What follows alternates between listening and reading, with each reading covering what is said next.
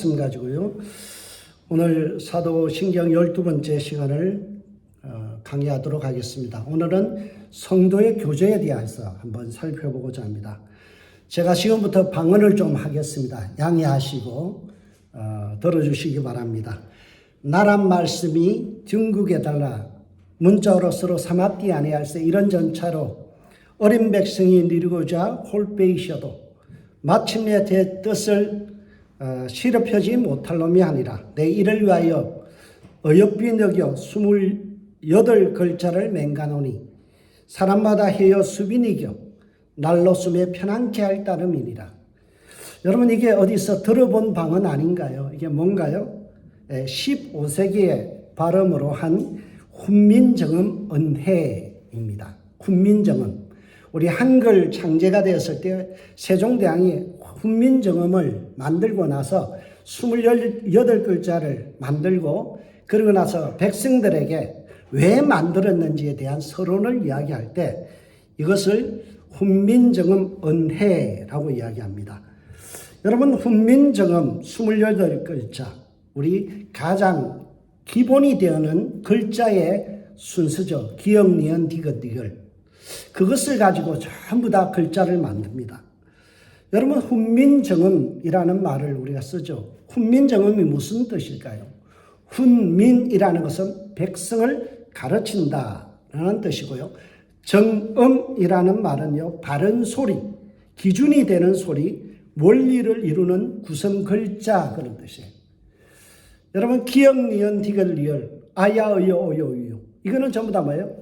기본 원리면서 규칙이고요. 그리고 바른 소리의 기준이죠. 여러분, 신앙생활에도 쉽게 익힐 수 있는 정음, 신앙의 기준, 그리고 신앙의 원리, 그것이 중요하다라는 사실입니다.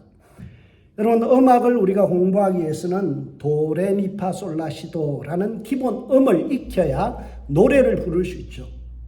그 음을 익히지 아니하면요, 똑같아요. 도나 미나 솔이나 어때요? 음이 똑같아지죠.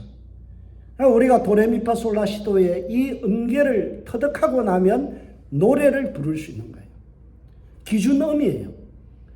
이 도레미파솔라시도는 기준음이죠. 그게 바로 정음, 바른 소리, 기준이 되는 소리예요.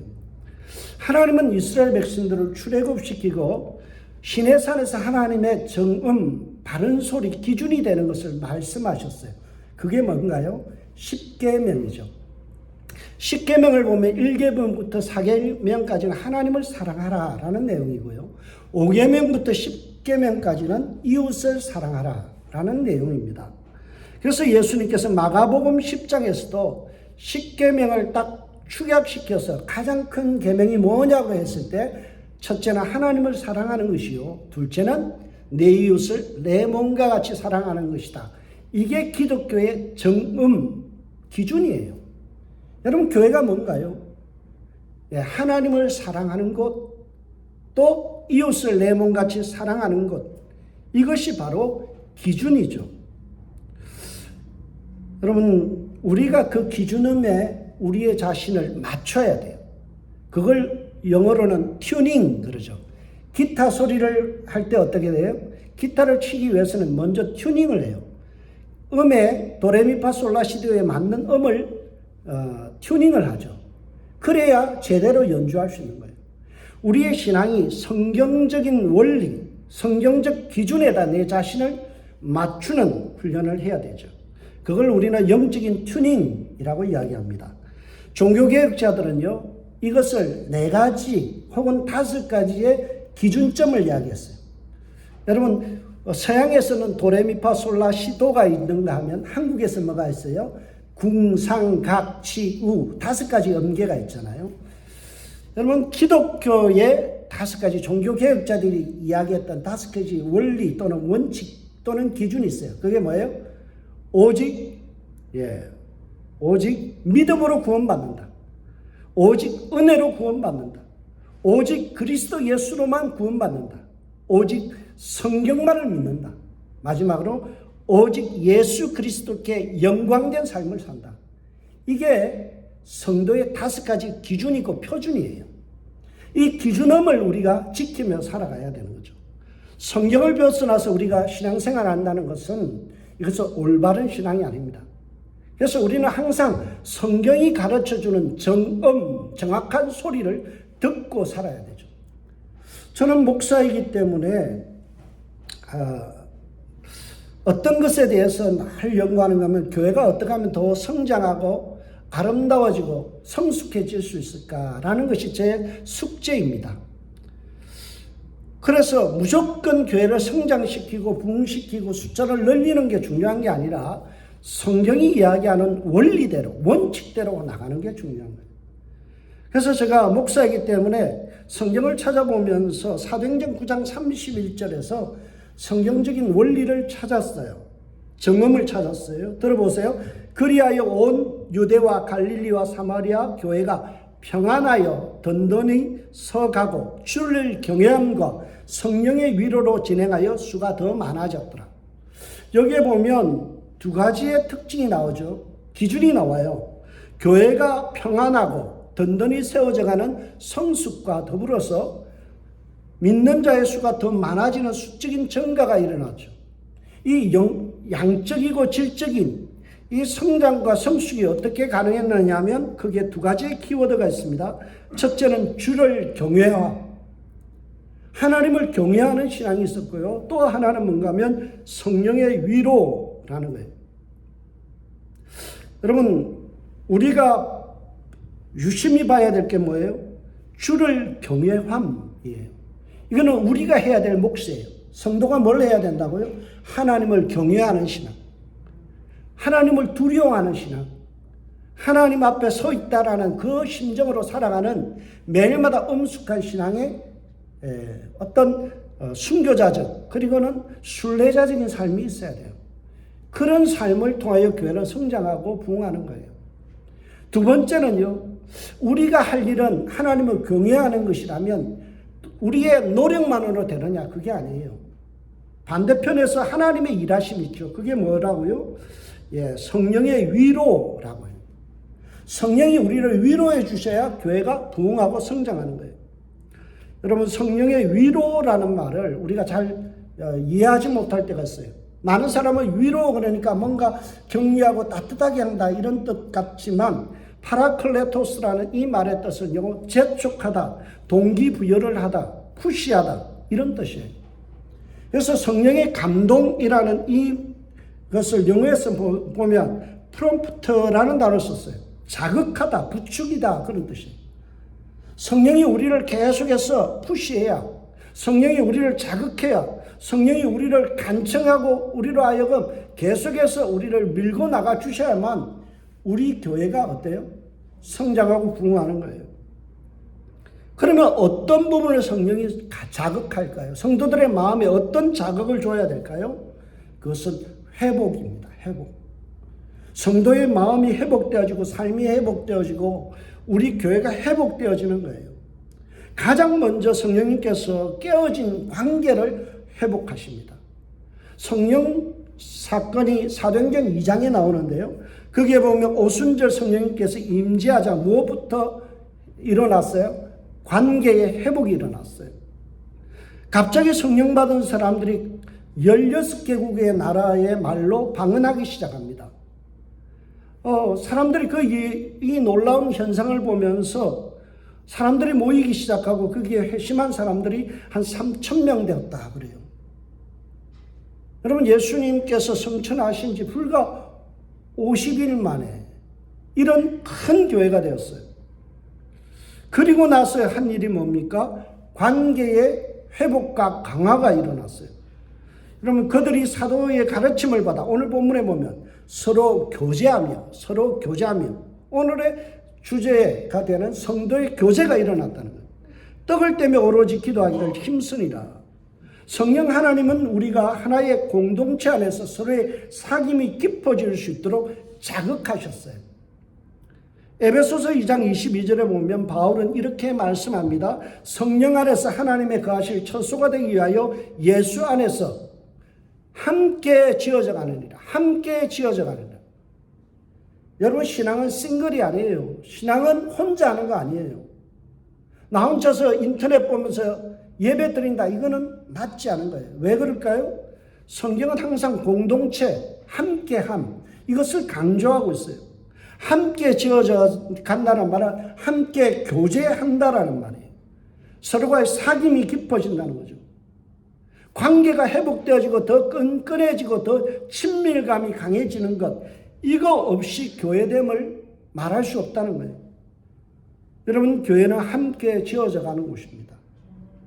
우리가 부족해요. 서로가 연약해요. 단점도 많아요. 그럼에도 불구하고 서로가 함께 지어져 가는 거죠. 이번 주에 제가 설교를 준비하다가 좋은 글을 하나 읽게 되었어요. 또 그 글을 갖다가 이찬수 목사님이 설교 중에 인용하는 걸 들으면서 제가 참 이거는 성도들과 나누고 싶다라는 생각이 들었어요. 어떤 내용인가 하면 미국의 캘리포니아에 가면 레드우드 내셔널 파크가 있어요. 해변가에 있는데요. 여기가 반반지대예요. 그런데 놀랍게도 가장 높이 선 나무가 얼마면 115m예요. 그리고 나머지 보통 나무들이 높이가 50m, 60m짜리 큰 나무들이 있어요.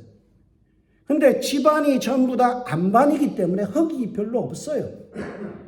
거기다 바람이 해안가에서 불어오기 때문에 시속 50m까지 분대요. 초속 50m까지. 그러니까 굉장히 큰 바람이 이렇게 불어오는데 나무가 뿌리는 기껏해야 5m 정도밖에 안 돼요. 그럼 생각해 보세요. 그 큰 나무, 보통 나무는요, 위로 자라는 것만큼 밑으로 뿌리를 내려요. 그래야 넘어지지 않아요. 근데 높이는 115m인데 밑에 뿌리는 5m밖에 안 돼요. 근데 쓰러지지를 않아요. 왜 그럴까요? 연구를 해보니까 뿌리들끼리 서로 엉켜서 서로를 붙들어 주는 거예요. 서로가 연약하지만 서로가 붙잡아 주는 거예요. 그리고 놀랍게도 이 뿌리들끼리 연결되어서요, 양분을 서로 주고받더래요. 그럼 이걸 보고 기적이라는 거예요. 쓰러질 수밖에 없는 환경, 쓰러질 수밖에 없는 연약한 맹점들과 약점이 있는데 어떻게 세워질 수 있느냐? 서로가 붙들어 주는 거예요. 함께 지어져 가는 거예요. 이것이 교회라는 거죠. 저는 오늘 설교를 준비하면서 우리 교회가 레드우드 내셔널 파크와 같은 그런 나무들이 되어져야 된다. 서로가 서로를 붙들어주고 서로가 서로를 위로하고 서로가 서로를 함께 세워져 가는 거예요. 그래서 신앙은 혼자 하는 게 아니에요. 여러분, 우리 교회 하나는 무디 목사님에게 물었잖아요. 어떻게 하면 신앙생활을 잘할 수 있습니까? 그러니까 무디 목사님이 이 장작에 불이 피고 있는데, 하루에 불이 피는데 그걸 다 떨어뜨려 놓더래요. 그러니까 불이 죽더라. 다시 붙여놓으니까요, 활활 타라는 거예요. 그러면서 이걸 봐라. 신앙생활이라는 것은 함께 하여서 서로가 상승작용을 일으키는 거지, 윈윈을 하는 거지, 혼자 떨어져서 신앙생활하는 것은 굉장히 위험해진다라고 말씀했어요. 여러분, 우리 교회가 서로 사귐이 깊어질 수 있는 공동체를 만들어 나갈 수 있길 주의 이름으로 축복합니다. 그러나 우리가 공동체를 만들고 함께 지어져 갈 때에 기준이 필요하죠. 정음, 기준이 필요하죠. 오늘 본문에 보면 사도의 가르침을 받았다는 거예요. 여러분, 우리끼리 신앙생활을 하면서 기준 없이 하면요, 코이노니아, 이 교제가 코이니나노가 됩니다. 그러니까 우리 마음대로 되어버리죠. 그러나 성경은 뭐예요? 사도의 가르침을 받아 그 기준을 따라서 신앙생활을 했다라는 거. 그 기준이 뭘까요? 사도들이 뭘 가르쳤을까요? 예수 그리스도 나의 주인이시다. 그분이 나의 죄를 사하신 유일하신 구원자다. 이것을 가르쳤죠. 그러니까 예수님이 우리의 주인 되시고 예수님이 우리의 구원자라는 이 공통분모를 가지고 항상 교제했던 거예요. 요한일서 1장 3절에 보면 우리의 사귐은 아버지와 그의 아들 예수 그리스도로 더불어 누립니다. 성도의 교제는 어떤 교제인가요? 우리 마음대로 누가 힘센 사람이, 어떤 말 잘하는 사람이 주인이 되고 거기서 말발로 이끌어가는 게 아니라 모든 사람들이 예수 그리스도께 초점을 맞추는 거예요. 모두가 예수 그리스도를 중심으로 함께 대화하고 사귀는 거죠. 이것이 초대교회가 우리에게 보여주는 교회의 원형, 아름다운 모습이에요. 교회는 사귐이 깊어질 때 성장하고, 교회가 회복되어질 때, 성도가 회복되어질 때 성장하고 부흥합니다. 바울은 고린도 교회를 향하여 고린도후서 13장 13절을 통하여 교회가 반드시 있어야 돼 세 가지를 이야기합니다. 잘 들어보세요. 교회가 뭐가 있어야 될지. 첫째, 주 예수 그리스도의 은혜와 두 번째, 하나님의 사랑과 세 번째, 성령의 교통하심이 너희 무리에게 항상 함께 있을지어다. 여러분, 교회가 뭐가 있어야 된다고요? 돈이 있어야 된다고요? 아니에요. 교회 건물이 있어야 된다고요? 아니에요. 교회에 많은 숫자가 있어야 된다고요? 아니에요. 뭐가 있어야 된다고요? 교회 안에 세 가지. 첫째, 예수 그리스도의 은혜가 있어야 돼요. 은혜가 풍성한 교회가 돼야 돼요. 두 번째, 하나님의 사랑을 서로 주고받는, 하나님의 사랑을 경험하고 체험하고 간증할 수 있는 교회가 돼야 돼요. 세 번째, 성령의 교통하심. 이 교통이란 말을 다른 말로 교제하심, 사귐, 이게 있어야 돼요. 저는 오늘 설교의 주제가 되어지는 성령의 사귐, 여기에 주목하고 싶어요. 오늘 우리가 사도신경을 통하여 살필 부분은 나는 성도의 교제를 믿습니다. 성도의 교통을 믿습니다. 라는 거예요. 그러면 성도의 교제를 믿는다는 고백이 어떤 의미일까요? 알레스턴 맥크라스라는 유일한 신학자가 이렇게 이야기합니다. 내가 성도의 교제를 믿는다라는 이 말은요, 그것은 우리 각 사람을 부르셔서 하나님의 공동체를 이루게 하시는 하나님의 일하심을 믿는다는 거예요. 하나님이 일하시는데 뭘 이야기하셔요? 각 사람을 불러서 공동체 만드는 것, 하나 되게 만드는 것. 이것을 나는 믿는다는 거죠. 끊임없이 성령께서 우리를 하나 되게 부추기시고 자극하시는 그 일을 나는 믿는다. 그 말은 무슨 말이에요? 내가 거기에 순종하겠다, 동의하겠다. 그래도 나는 믿는다라는 라틴어의 뜻이 뭐였어요? 나의 심장을 당신께 드립니다.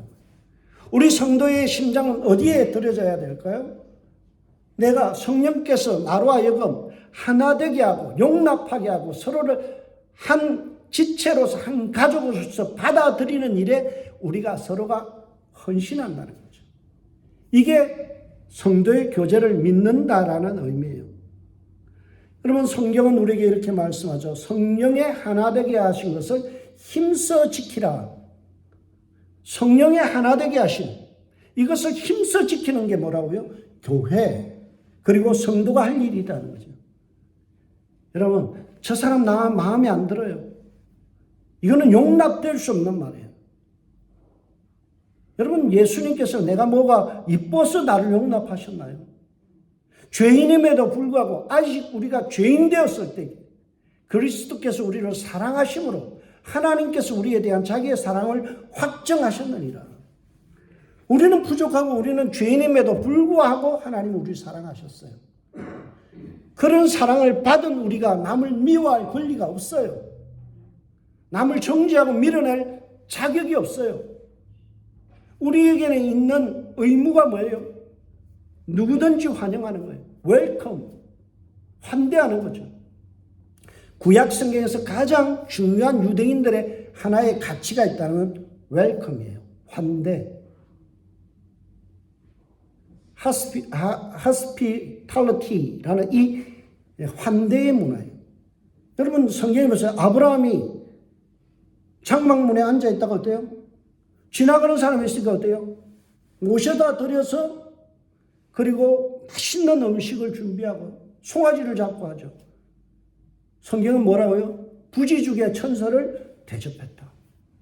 환대예요, 환대. 누구나 오면 환대해야 돼요. 교회는요, 우리 교회는 어떤 분도 와도 환대하는 거예요. 웰컴. 이게 우리가 성령의 하나 되게 하심을 지키는 거죠. 여러분, 우리 교회는 지나가는 나그네도 웰컴할 수 있기를 주의 이름으로 축원드립니다. 여러분들 지나가다가 그냥 들어와서 물 좀 주세요 하면 드릴 수 있는, 덤으로 더 맛있는 것까지 되어드릴 수 있는 환대가 있어요. 저는 우리 교회 여기 잔디 깎으러 오는 분들이 있어요. 그분들에게 꼭 음료수 대접해요. 우리는 돈을 페이하고 일을 시키는 일이지만 멕시칸 사람들이 와서 열심히 깎을 때요, 시원한 음료수 제 냉장고에 넣어놨다가 올 때마다 드려요. 이게 뭔가 하면 환대예요. 덤으로 더 해드리는 거죠. 사람을 사람으로 인정하고 사람을 사람으로 존중하며 사람됨을 그대로의 한 영혼으로 우리는 받아들이고 성령이 힘써 지키라는 이 하나됨의 교회관을 우리가 회복해야 돼요. 여러분, 십자가를 앞두고 예수님께서 하신 기도가 뭔가요?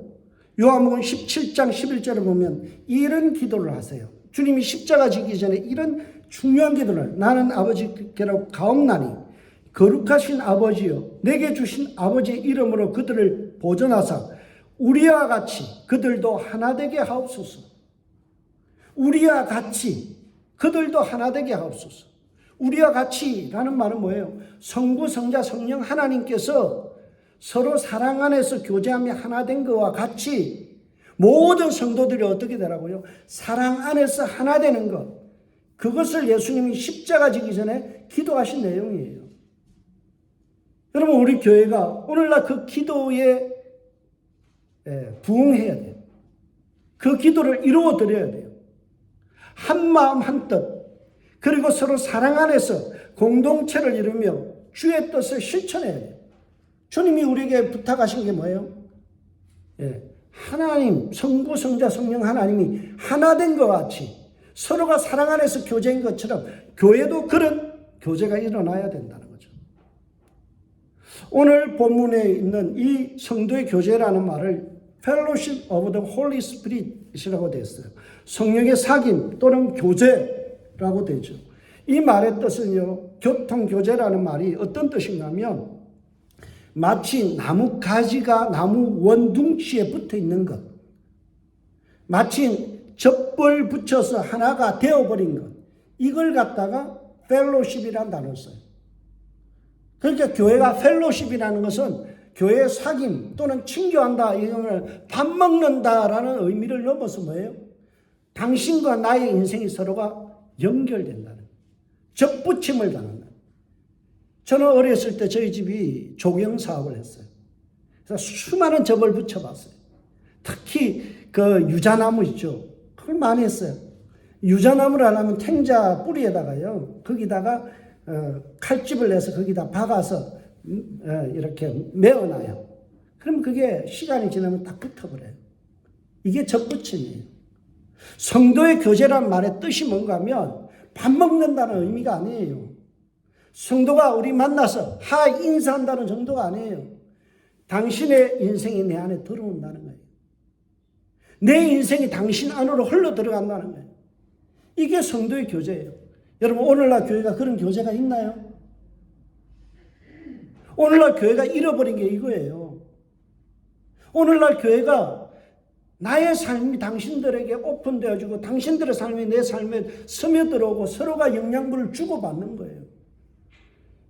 여러분, 이 나무는요, 가지를 통해서 이파리에서 뭘 해요? 강압성 작용을 통해서 뭘 합니까? 햇빛을 받아서, 그리고 이산화탄소를 받아들여서 유기물을 만들어서 공급하고요. 뿌리는 거기서 양분을 뽑아들여서 가지와 잎사귀가 살아갈 수 있도록 공급하죠.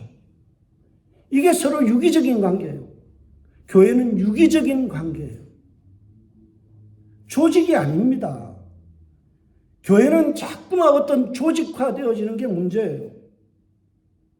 여러분, 유기적이어야 돼요. 당회가 따로 노는 게 아니에요. 목사가 따로 놀면 안 돼요. 성도들과 서로 삶을 나누고 서로가 은혜를 나누고 서로가 하나 되는 것, 이게 교회의 모습이에요. 그래서 주님이 뭐라고 하셨어요? 두세 사람이 내 이름으로 모인 곳에 나도 그들과 함께 있다. 숫자가 중요한 게 아니에요. 뭐가 중요하다고요? 주님 안에서 서로가 연결되어지고 하나 되어지는 것, 유기적인 관계가 되는 것. 이게 교통이라는 것. 우리가 성도의 교제를 믿습니다는 것은 내가 그 믿는다. 그래도 내 자신을 거기에 헌신하겠습니다. 라는 거죠. 그러면 어떻게 하면 하나님께서 디자인하신 하나된 공동체, 서로의 삶을 나누고 서로의 은혜를 나누고 그런 일들에 참여할 수 있고 수종될 수 있을까요? 첫 번째는요, 나눔이에요. 나눔, 쉐어링입니다.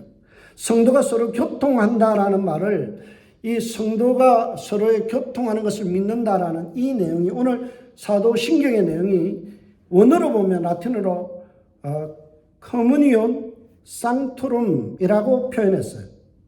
이것을 교통 또는 교제라는 말로 번역했는데요. 사실 이 단어의 번역은 올바른 것은 어떤 뜻이고, 이게 무슨 커뮤니온 상투룸이라는 말의 뜻은요, 다른 사람과 함께 나눈다는 뜻이에요.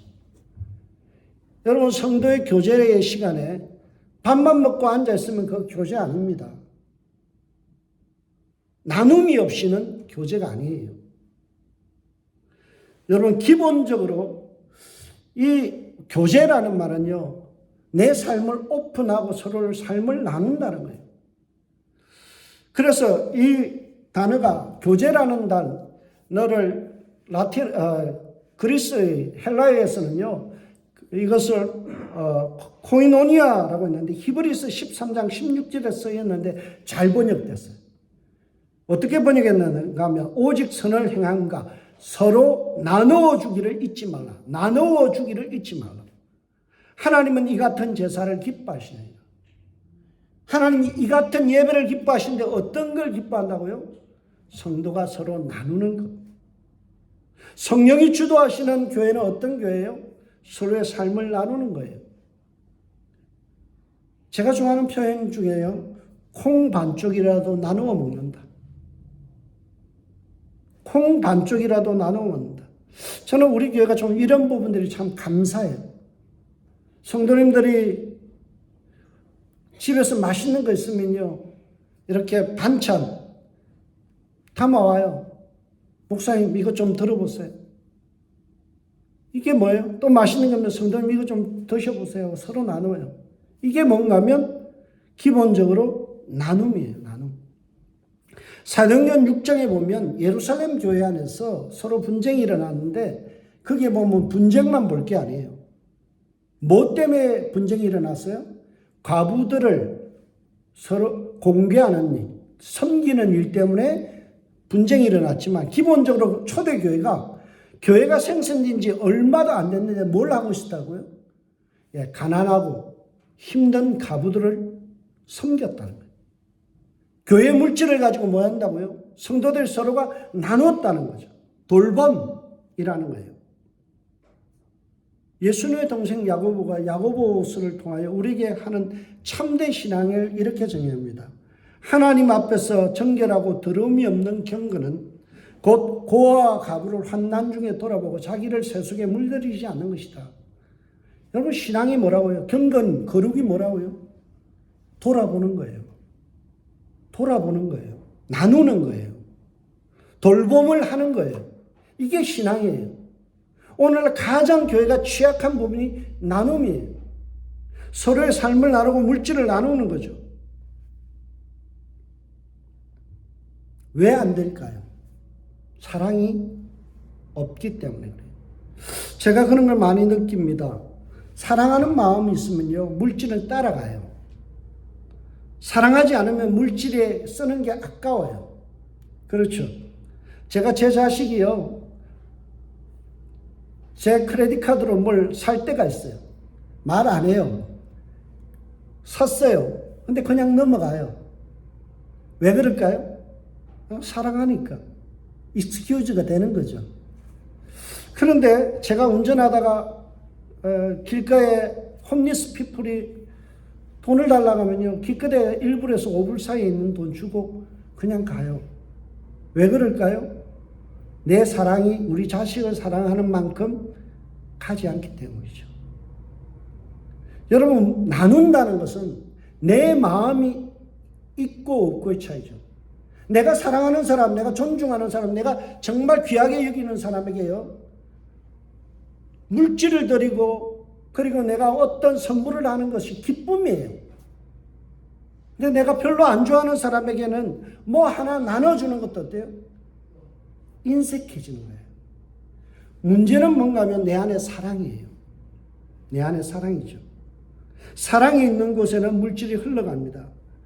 여러분, 성도의 교제라는 것은 항상 물질이 동원되죠. 코이노니아라는 이 단어, 교제라는 말을요, 교제라고도 번역하고 나눔이라고 번역했는데, 오늘 로마서 15장 26절과 고린도후서 9장 13절은 특이한 단어로 번역했어요. 성도의 교제라는 말을 어떻게 번역해놨냐면 연보. 연보가 뭐예요? 헌금. 연보라고 했어요. 그러니까 내가 주의 공동체를 사랑하면 뭐 한다고요? 연보한다는 거죠. 헌금한다는 거예요. 물질적인 나눔을 드러낼 때 교회는 더욱더 풍성해집니다.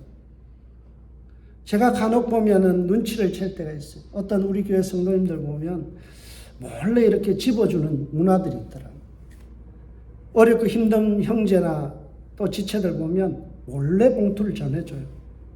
저는 못 본 척하지만 다 봅니다. 참 마음이 기뻐요. 성도들한테 어려움을 돌아보고 위로가 필요한 성도들에게 자기 재정을 틀어서 이렇게 나눠준다는 것. 이게 얼마나 아름다운 거예요. 교회가 교회됨을 회복하는 거예요. 그러나 우리의 대부분의 사람들이 어때요? 퍽퍽하고 힘들잖아요. 특히 리타이어 하신 분들은 물질적인 제약이 있죠. 그래서 물질적 나눔도 교회가 해야 되지만 그것보다 더 중요한 나눔이 있어요. 그게 뭘까요? 기쁨과 슬픔을 함께 나누는 거예요. 이게 참된 교제예요. 여러분, 초대교회요, 예루살렘 교회에 그 당시에 예루살렘에 사는 사람들의 80%는 저소득층입니다. 3,000명이 모였다라고 하면요, 80%는 저소득층이에요. 그러면 20%의 사람이 나머지 80%의 사람, 그들을 섬긴 거예요. 그러면 나머지 80%의 사람들은 그냥 먹고만 있었을까요? 아니에요. 받아 먹는 게 익숙한 게 아니에요. 그들은 뭘 했어요? 기쁨과 슬픔을 함께 나눴다는 거예요. 이것이 성령께서 교회 가운데 행하시는 일이에요. 사도행전 2장에 보면, 오늘 본문에 보면 성령 하나님께서 마가의 다락방에서 기도하는 사람에게 임재하셨을 때 어떤 삶의 변화가 일어나나요? 놀라운 나눔이 일어나요. 믿는 사람들이 다 함께 모여 물건을 서로 통용하고 또 재산과 소유를 팔아 각 사람의 필요에 따라 나눠주며, 여기까지만 읽으면 우리가 시험 들기 딱 좋아요. 왜요? 이게 교회가 무슨 공산주의냐? 아까운 내 돈을 왜 나누라 그러냐? 하나님, 나는 나누고 싶어도 돈이 없어요. 나는 가난해요. 나는 저소득층이고 이제 리타이어먼트 가지고 그 소셜 머니 가지고 사는데 이것 가지고 뭘 나누겠어요? 내가 하나 쓰기도 힘들어요. 여기까지만 읽으면 정말 우리가 시험 들기 좋아요. 근데 성경은 물질적 나눔보다 더 중요한 게 있다라는 것을 가르쳐 줍니다. 여러분, 그게 뭘까요? 사도행전 2장, 각 사람의 필요에 따라 나눠주며 물질적 나눔 이후에 따라오는 말씀이 더 중요해요. 날마다 마음을 같이하여, 날마다 마음을 같이하여 성전에 모이기를 힘쓰고 집에서 떡을 떼며 기쁨과 순전한 마음으로 음식을 먹고 하나님을 찬미하며 온 백성이 칭찬을 받으니. 여러분, 여기에 물질적 나눔 다음으로 따라오는 날마다 마음을 같이 하는 거예요. 마음을 쉐어하는 거예요. 기쁨과 순전한 마음으로 서로 마음을 나누는 거예요. 이게 진정한 사역이에요. 이것이 진정한 사귐이에요. 남들이 힘들 때 함께 울어주는 거예요. 예수님 뭐라고 그랬어요? 기뻐하는 자와 함께 기뻐하고 우는 자와 함께 울라. 이 예수님 우리에게 하신 말씀이에요. 교회는 어떤 곳인가요? 그의 아픔에 동참하는 거예요. 그의 눈물에 함께 울어주는 거예요. 그가 기뻐할 때 함께 기뻐해 주는 거예요. 감정적으로 마음이 하나 되는 거예요. 저는 이 말씀 날마다 마음을 같이하여 이 말씀을 묵상하다가 떠오른 단어가 있어요. 예수님께서 사람들을 민망히 여겼다. 민망하다라는 이 단어가 다른 말로는 긍휼히 여겼다라는 단어예요.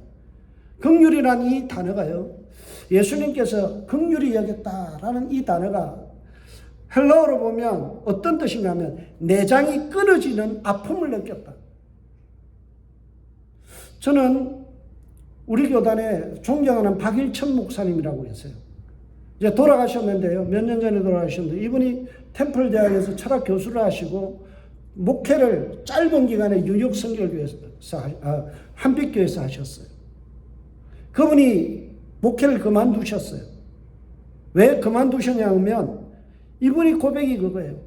아침에 돌잔치 가서 기쁨으로 막 축가하다가 오후에 장례식이나 추도식에 가서 내 마음이 들떠 있다가 거기 가서 내 마음이 온전히 그를 위로하지 못하는 내 자신을 보면서 내가 도저히 목회자로서 적합하지 않다. 그의 아픔을 내가 이해하지 못하면서 그냥 설교한다는 게 나는 양심상 목회를 못하겠다. 참 목회 잘하신 분이에요. 박일천 목사님 설교를 딱 유튜브에 제가 2개를 찾았어요. 잘 들어요. 자주 들어요. 여러분, 우리가 이 긍휼의 마음, 내 마음이 정말 끊어질 것 같은 그 아픔을 느끼면서 서로의 감정에 동화되는 거죠. 동정심을 갖는 거예요. 마음을 같이 하고 연민을 나누는 거죠. 이 나눔은요, 물질적 나눔보다 더 상위의 개념이에요. 저는 어려서 과부촌에서 목회하는 큰매형 집에서 10년을 살았어요. 그들은 정말 가난해요. 싹바느질 하면서 살았어요. 여러분, 45년 전에 그들은 정말 힘들게 살았어요. 그런데 그들의 사귐은요, 너무 깊어요. 물질이 없어도요, 저녁마다 누룽지 가져와서 나눠 먹으면서 같이 기도하고요. 과부들끼리 같이 위로하고 서로의 그 아픔을 이해하고요. 서로가 토닥거리고 아무도 없는 30대 그 청산가부들이요. 얼마나 힘들겠어요. 자녀들만 셈. 이런 아이들 때요. 그들을 교회가 서로가 권사님들끼리 그 마음을 알아주고 위로해주고 격려하면서요. 지금 제가 모교에 가면요. 그분들이 그대로 계세요. 45년이 지났는데 그분들이 서로 교제하면서 죽는 날까지 같이 가는 거예요. 이게 참된 교회예요.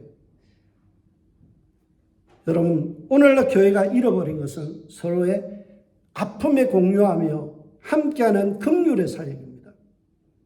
마음을 위로하고 격려하며 사랑의 공동체가 되는 거죠. 서로의 삶에 참여하는 거예요.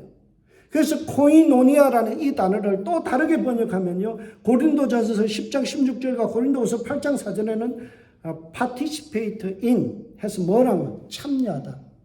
참여하다. 내가 저 사람의 인생에 참여하는 거예요. 저의 아픔에 참여하는 거예요. 저의 고통에 참여하는 거죠. 우리가 서로가 서로의 인생에 참여하고 지지목이 되어주고 버팀목이 되어줄 수 있는 그런 교회가 되길 주의 이름으로 축복합니다. 그런데 우리가 그런 사역을 하다 보면요.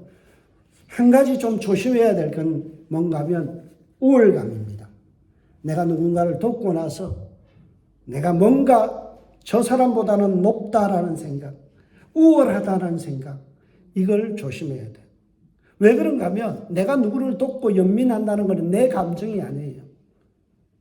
인간은 죄인이라서 누구를 연민하고 도와주고 누구를 축복하고 그들에게 참여할 수 있는 마음이 없어요. 인간은 병든 인생이에요. 그래서 우리 안에 성령께서 뭐예요? 끊임없이 주입시켜 주는 게 있어요. 그게 뭔가 하면 들어보세요. 우리에게 주신 성령으로 말미암아 하나님의 사랑이 우리 마음에 부은 바 됨이니. 여러분, 차를 몰고 가다 보면 어때요? 가스가 불이 들어와요. 그럼 어떻게 합니까? 주유소 가서 가스를 집어넣잖아요. 지금 이거 이야기하는 거예요. 성령께서 우리가 사랑할 수 없는 그런 자꾸만 바닥을 보일 때마다 뭐예요? 성령께서 우리의 마음에 사랑을 부어주셔서 그 성령의 마음 때문에 내가 이웃을 사랑하고 교제하고 나눠주고 베푸는 거죠.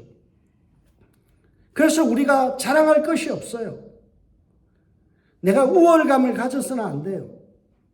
내가 남들을 불쌍히 여기고 사랑하고 격려하는 것 다 누가 하신 일이에요? 하나님께서 하신 거예요. 그래서 바울이 이 비밀을 깨닫고 고린도전서 15장 10절에서 이렇게 말씀해요. 그러나 내가 나된 것은 하나님의 은혜로 된 것이니 내가 주신 그 은혜가 헛되지 아니하며 내가 모든 사도보다 더 많이 수고하였으나 내가 한 것이 아니요 오직 나와 함께 하신 하나님의 은혜로 된 것이다. 여러분, 내가 누구를 사랑하고 누구를 연민하고 누구를 동정하고 누구에게 사랑을 베푸는 것 우리가 한 거 아니에요. 내 안에 성령께서 그러한 마음을 주셔서 사랑할 수 있도록 그런 마음을 주셔서 하시고, 우리는 자꾸만 내가 한 줄 알아요. 그러니까 어때요? 행한 후에 도리어 교만해지는 거죠. 아, 저 사람 내가 도와줬어. 내가 저 사람에게 뭔가를 베풀었어. 이 마음은 뭐예요? 아주 잘못된 신앙이죠. 그래서 우리는 어떻게 해야 됩니까? 항상 우리가 한 것이 아니요 하나님이 하게 하셨다라는 거죠. 그래서 우리가 설사 누구를 동정하고 베풀어주고 나눠준다 할지라도 그분을 어떻게 봐야 돼요? 존중해야 돼요. 항상 도움이 필요한 그들을 우리가 업신여겨서는 안 돼요. 이게 교회예요. 세상 사람들은요, 돈 있는 사람이 돈 없는 사람을 업신여길 수 있어요. 사장은 직원을 업신여길 수 있어요. 그러나 교회는 그것이 통하지 않습니다. 우리 교회는 어떤 사람도 존중받아야 돼요. 하나님의 자녀이기 때문에. 여러분, 초대 교부라는 것은 예수님의 사도들의 제자의 제자들 이런 사람들이에요. 이 교부들이 교회를 뭐라고 불렀는가 하면 오늘 제가 가르쳐드리고 싶은 단어가 있어요. 따라해 봅시다. 토투스, 크리스투스. 이 말이 뭔가 하면 눈에 보이는 모든 지체를 그리스도의 몸으로 여긴다라는 거죠. 내가 연약하고 힘든 저 성도를 보면서 어떻게 본다고요? 주님으로 본다라는 말이에요. 존중한다는 거예요. 여러분, 예수님 어떻게 보세요? 깔보시나요? 무시하나요? 함부로 대하나요? 우리 예수님 어떻게 모셔요? 나의 주인으로 모시잖아요. 그래서 여러분 옆에 있는 성도들 어떻게 봐야 돼요? 주님으로 보는 거예요. 내가 설사 도와주는 그 형제도 어때요? 내가 도와줘야 되는, 늘 도와줘야 되는 귀찮은 저 사람도 뭐예요? 주님이에요, 주님. 예수님이란 말이에요. 그래서 우리가 낮춰보거나 함부로 평가해서는 안 되죠. 교회는 한 영혼을 천하보다 귀하게 여기는 곳이에요. 나이가 드셔도 상관없어요. 헌금 못해도 돼요. 교회 오시는 모든 분은 존중받아야 돼요. 하나님의 자녀이기 때문에 그가 어떤 사역을 하지 못한다 할지라도, 그가 어떤 존재라도, 어떤 장애를 가졌던 그분은 주님으로 대접받아야 돼요. 이게 교회란 말이에요. 토투스 크리스투스. 우리 믿음의 선배들, 교부들이 가르쳐준 거는요, 교회는 비즈니스가 아니에요. 교회는 세상이 아니에요. 교회는 모든 사람을 주님으로 모시는 것이에요. 그래서 빌립보서를 통해 바울이 2장 1절에서 4절에 뭐라고 합니까? 그러므로 그리스도 안에서 무슨 권면이나 사랑의 위로나 성령의 무슨 교제나 긍휼이나 자비가 있거든 마음을 같이하여 같은 사랑을 가지고 뜻을 합하여 한 마음을 품어 아무 일에든지 다툼이나 허영으로 하지 말고, 잘 들으세요, 오직 겸손한 마음으로 각각 자기보다 남을 낮게 여기고 성령의 위로, 사랑의 위로와 성령의 교제는 어떻게 하는 거라고요? 남을 존중하는 거예요. 남을 나보다 낮게, 나보다 못해 보이는 사람은 어떻게 한다고요? 주님으로 여기는 거죠. 에베소서 6장 7절에 보면 기쁜 마음으로 섬기기를 주께 하듯하고 사람에게 하지 말라. 골로새서 3장 21절 무슨 일을 하든지 마음을 다하여 주께 하듯하고 마음을 다하여 주께 하듯하고 사람에게 하듯 하지 말라. 이게 교회예요. 여러분 참된 교회는 누가복음 17장 10절의 마음을 가져야 돼요. 제가 늘 목회하면서 이 말씀 참 좋아하는데요. 이와 같이 너희도 명령받은 것을 다 행한 후에 이르기를 우리는 무익한 종이라. 무익한 종이라. 우리가 하여야 할 일을 하였을 뿐이라 할지니라. 수고하셨어요. 힘드시죠? 예, 제가 참 힘들었어요. 이런 게 아니라 마땅히 무익한 종으로 은혜 받고 거듭난 내가 주의 종으로 세움받고 말씀 전하는 사역을 할 수 있는 것만 해도 감사합니다. 내가 뭔가 성도에게 도움을 줄 수 있는 게 감사하고요. 내가 성도를 섬기고 그들의 기쁨을 이라도 뭔가가 전달될 수 있다면 그것만으로도 감사한 거죠. 무익한 종인 내가 성도들의 삶에 관여하여서 참여하여서 그들에게 기쁨이 되어줄 수 있고 하나님께 영광이 될 수 있고 뭔가 소망을 줄 수 있는 사역을 할 수 있다면 내가 힘들어도 감사한 일이에요. 여러분 이게 교회예요. 우리 교회가 오늘날 이 사랑을 회복할 수 있는 귀한 교회가 되시길 주의 이름으로 축원드립니다. 은샘교회는 주님을 중심으로 모시고 성령의 하나 되게 하실 것을 힘써 지켜야 돼요. 그리고 남들을 존중하는 토투스 크리스토스, 정말 주님으로 인정하고 우리의 삶을 나누고 인생을 나누고 물질을 나누고 기도를 나누고 그들의 삶을 정말 취업하는 응원하고 격려해 줄 수 있는 그 아름다운 교회가 회복되길 주의 이름으로 축원드립니다.